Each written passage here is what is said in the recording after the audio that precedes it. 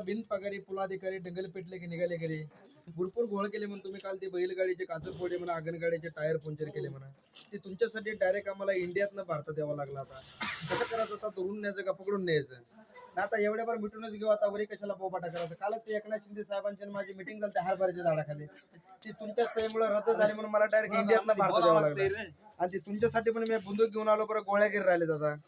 एक गोळी घातली का 6 महिना गोळ बंदच. मग आम्हाला पण काहीच कमी नाही. 40 एकर पत्र्यावर ऊस आहे, चुलीमध्ये पाईपलाईन, हौदामध्ये बोर पाडी. यंदा आमच्या पण सासऱ्याच्या बापाचं लग्न आहे, मिहुनीचं वडभरण सासूचं जावळ आहे. यंदा हा मुंबईला हळद आहे, पुण्याला लग्न आहे. कुणी धरलं पकडलं तर माझा नंबर घ्या लिहून. 9860 लागली वाट करा तोंडपाठ. जय हिंद, जय महाराष्ट्र. ह्याच्याविषयी काय बोलायचे का? नाही आता 22 नंबर देते, जुमून टाकू त्यांचं आपण. त्यांच्यासाठी पण मुलगी बघितली 80 वर्षाची, बरं जागा शिल्लक नाही सोडून दिली एवढ्या बार.